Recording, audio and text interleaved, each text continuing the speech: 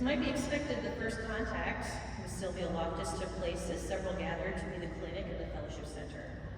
A contact with a doctor at the Adventist Hospital, one who had created the free clinic in Thousand Oaks, at a time of planning had brought forth a particular ministry on the campus of the church. It was explained that much was stored in various places in the center and that some time was spent dragging items out and then stowing them at the end of the session. A suggestion arose. Couldn't there be a large room or two in the education building that could be the permanent site of the clinic? Soon it was decided to occupy much of the third floor of the education building. Several small classrooms could serve as consultation spaces, while the larger area could be used for interviews, administration, a pharmacy. With the advice and direction of Sylvia, the clinic grew both in number and in offerings. Her Sunday school class was instrumental in staffing the clinic, but more people were needed, and the call went out for volunteers and medical personnel. Over the years, the clinic has matured to meet needs of those who are not able to secure medical insurance, often because of their legal status. Sylvia took major responsibility for the pharmacy and spent a day or two readying medications to be reviewed by a doctor, and the call continues to go out for volunteers and doctors. Though the clinic was a principal site for her personal ministry, Sylvia was always ready to lead events to educate and assist the congregation and community in creating healthier living. Occasionally, she would organize a flu shot event, and she was always available with a ready smile and good advice.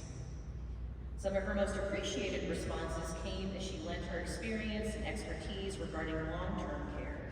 She acquainted herself with the resources of the community and would assist people in planning for care of spouses or parents. Just before the church had to suspend its in-person activities due to the pandemic, Sylvia led a group in considering appropriate respect for the sun. Her daughter Karen had developed a spot or two that concerned Sylvia, so using Karen as a model, Sylvia explained and demonstrated the best way to avoid skin cancers. Just one example of her care for the congregation. Sylvia enjoyed her family, whether it be parent or in-law, son or daughter, spouse or grandchild. The Loftus home was a warm and welcoming place, often open to the people of her Sunday school class for an evening of barbecue and fellowship. She loved her church and its people and easily expressed her faith through her gentle words and helpful responses. God had gifted Sylvia in several ways, and she spent her life sharing these gifts with others to the benefit of all. We give thanks for the witness and service of Sylvia Loftus and commend her spirit to her God, for she is now embraced in love and mercy. Amen. Now we open it up for family to come and share. I can bring a mic to you if that is helpful.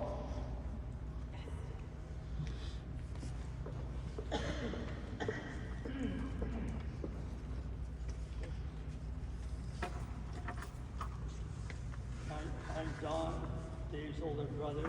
This is my wife, Paula. Dave and I were active here at the Methodist Church back in the 50s. I remember many, many years ago, I was living in a bachelor apartment in Highland Park, part of LA, and one night, Dave appeared at my door with a young lady named Sylvia. He announced that he and Sylvia were engaged. I thought, hot dog, fantastic, congratulations, and I hugged both of them. I thought to myself, at least one of us is getting married. I was really happy for him. Little did I know then that because of Dave marrying Sylvia, a set of circumstances were set in motion. Sylvia worked with a girl by the name of Joyce Jordan, a childhood friend of my future bride-to-be, Paula. 2 months after Dave and Sylvia were married, they invited me to meet a cute girl who knew Joyce. When I met Paula, I thought, oh, small, wow. And the rest is history. As Don said, Sylvia and Joy, my childhood best friends, both brought us together, and we will be forever grateful. Then just 11 months later, Sylvie was at Dawn and my wedding, asking people to sign our guest list in our wedding album. She would have been one of my bridesmaids as Joyce was, but she was unable to fit into any of the bridesmaids' dresses. For you see, by then she was pregnant with Karen. She was 6 months pregnant, and in 3 months, Karen would be born. Those of you who knew Sylvie well know what a strong woman she was. I remember a time when Karen was 2 or 3, and we went into an office, and they had, back in those days, they kind of had a high desk. I think they wanted to be intimidating, and you would walk in and you wanted to ask a question. And so they told Sylvia that she couldn't have Karen. She had put Karen up on the desk because she wanted her up there where she could watch her. And so this lady was, just said, you can't have your daughter up on that desk. So, oh, that morning, thanks. So what Sylvia did, she picked up Karen, she put her arm on the desk, and she put Karen on top of her arm. So what could the lady say? Karen was no longer on her desk. She was on her mother's arm. So Sylvie, just was such a wise woman. She was just so brave, and she would just know exactly what to do. She was also a leader. She joined, and she loved the Lord, as you've heard already. So she joined Bible Study Fellowship, and it wasn't long before they asked her to be a leader. She did a wonderful job, and she had a servant's heart, as you've also heard. She loved her faith, and then I wanted to tell about the free clinic, but you've heard about that. And many of you are here today. I see doctors, I see some nurses, and she did such a wonderful job. And her daughter heard on television one time that they were putting a call out to people who had started up something that was a help to the community, that was meaningful, and they were to contact Washington, D.C. Well, Karen did, and they chose her mom among other people, and they went to Washington. Karen, did James go with you too, or was it just you and your dad who went to Washington for that? It was them, it wasn't us. It was mom and dad. Oh, just mom and dad? You didn't go too? You should have gone. You're the one who It was only them that was allowed. Not me. Oh, okay, just the two. Yep. They paid her way and paid their way, mom and dad. And so it was Sylvia and Dave that went to Washington, D.C. and were honored, in front of all these people, all these people. So she was recognized for this clinic that you've heard all about.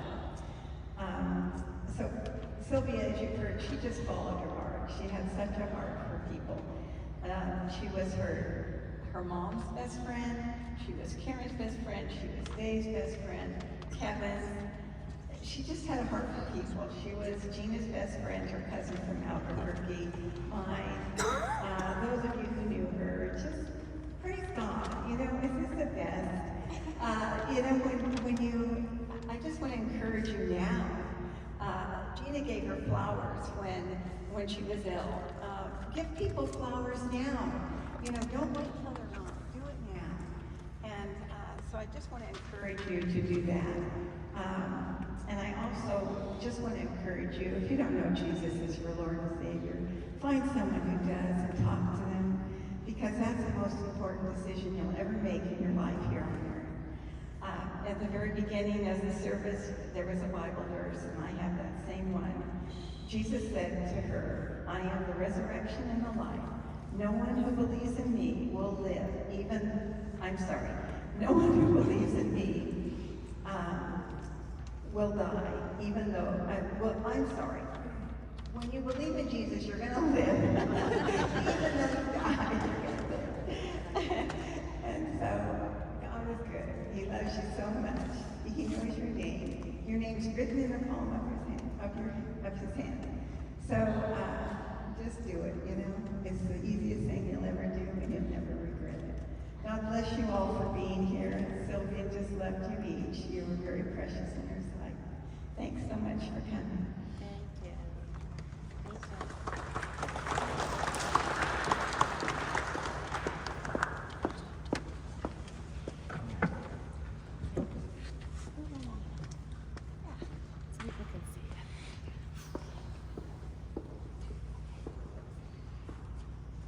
Hello everyone, I'm Tyler, Sylvia's grandson. Last August, my friend's father passed away unexpectedly, and in a song that we worked on together in our band, he wrote that he was a father to all, but just dad to me. And that has been resonating with me a lot recently, much more than when we first wrote it. My grandmother was a mother to many, and I consider her a second mother to me. And she was a second mother to my mother as well. She even taught her how to drive. And she was the first one to get me behind the wheel too, so it didn't quite stick. She was so full of caring grace and kindness, even when we disagreed. Her complaint was never that I was wrong or that I was stupid, it was that I was too smart. She was always encouraging me in my dreams, and she was never critical of them. I think encouraging is the word that I've heard the most today. Whether it was writing, filmmaking, or music, cooking, even when I was playing too late at night, she would always tell me that she didn't mind and how good I sounded. And with film, she never spent time on telling me that it was too hard, that it's going to be one of the hardest things you'll do, and the work's going to be thin, and it's going to be tough. But she always encouraged me, and there's always other people there to tell you that things are going to be hard, but it's good, and it's necessary even to have someone who won't know what they're saying. When you go to them, you know that they'll just say, you can do it, and that this is what you should do because it's what you want to do. Even with cooking, she always took every moment to compliment me, and I tried to do as much cooking for her as possible, especially for these last few years. And without that encouragement that she gave me, I was, a very shy child. I don't think I would have had the courage to stand in front of you all right now and be saying these kind things about her. She supported and she cared for all, and when her time of need came, she saw that support and care returned to her by a lot of us. So I want to take a quick moment to thank some of those people. I'd like to thank my father for stepping up to monitor her care. I remember I told him just how proud of him that I was, and he said, very matter of fact, that it was a pleasure. That it was a lot of work, but when you're giving back to someone who's given so much to you, it doesn't feel like work. That's the best work that there is. I'd like to thank my mother for giving me the space and perspective that I've always needed on this. And to give me an opportunity after she had gallbladder surgery recently, to give me a space to care for people in the way that I always saw my grandma taking care of people. I'd like to thank my Auntie Karen for always highlighting the joy in our home. It might seem hectic when you're in it 24/7, but when you have someone to come in and tell you how joyful it is, you notice it, and that's really important. I'd like to thank Mila and Kate for bringing life and joy and the smell of good food into our house almost every single day. I'd like to thank my grandfather for his devotion to my grandmother for all these years just helping create a home for so many people, family and friends alike. And lastly, I'd like to thank my grandmother Sylvia for teaching them all how to care for us just a little bit better. And I'd like to thank everyone who took the time to come here and those who weren't able to make it. If anyone would be a guardian angel to all, it would be her. Because she taught us how to care for others, and in many ways, she will continue to care for herself. Thank you.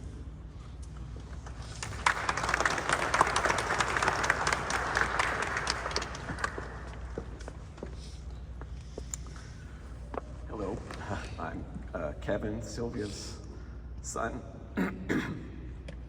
I hadn't planned on saying anything because I started writing it down, and it just got to be too much stuff to write down. So as I'm gonna narrow it down to something, but I have to thank my mom for, well, since the beginning, when I was adopted, and a lot of what I wanted to say that I was writing down. Oh, there we go. First time using a microphone, pretty much. So, a lot of what I was writing down didn't just apply to my mom, but applied to my dad too. So,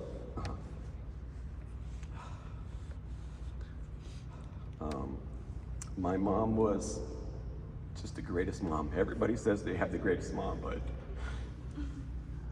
she really was. She encouraged me to do everything, everything I wanted to do, she encouraged me to do it. And a lot of it, I probably shouldn't have done. She was always there for me, bailing me out, figuratively and once literally. And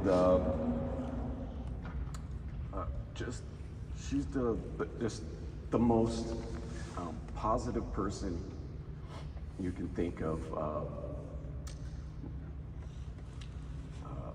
Never had really a bad thing to say about anybody. A hard worker, and just everything that I didn't want to do, filling out paperwork or doing this and doing that, she would just always be doing it for me, for everybody else. And she's gonna really be missed. And there's a lot more I could go on saying, but that's about it for now. I'm gonna miss you, Mom. I love you.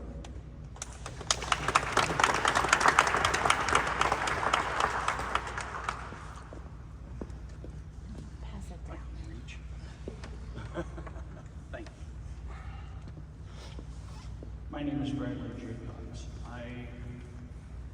My mother was David's cousin, the oldest one of that generation. She has passed. I know she would love to be here now. When we were little, my sister and myself would visit David and Donald's parents, and we'd wrestle all around the living room. They got old enough where they would move on with their lives. David got married, and I was the ring bearer at that wedding. Yeah. And my sister was the flower girl. I was 6 years old, and my sister, I think, had just turned 5. But it was November, right? That's right. November 20th. They had the reception, and there was a big cake, and Dave and Sylvia fed each other the cake, and so my sister and I fed each other our little pieces of cake.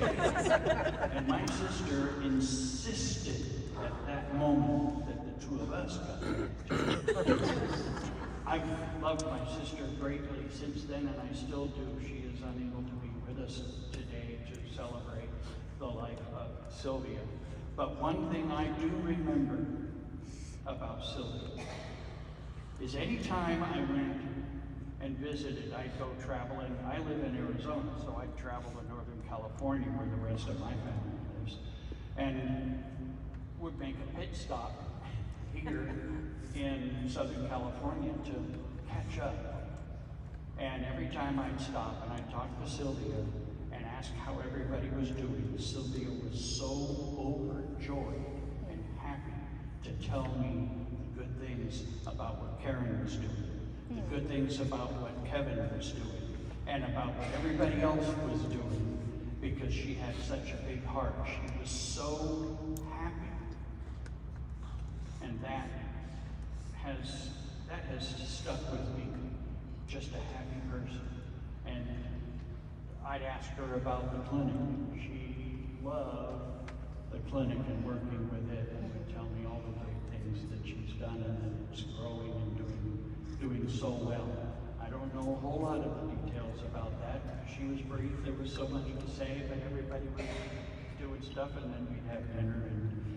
But all I can say is she had a tremendously big heart, and and was happy when everybody else was doing happy or doing well.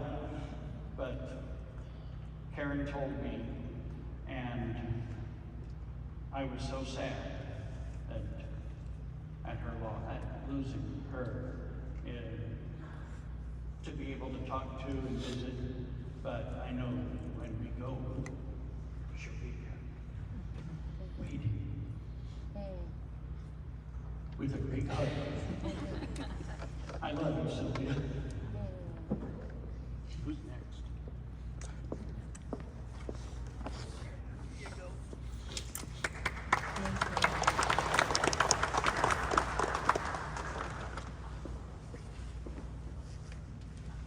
Stand myself earlier, but Sylvia was my cousin.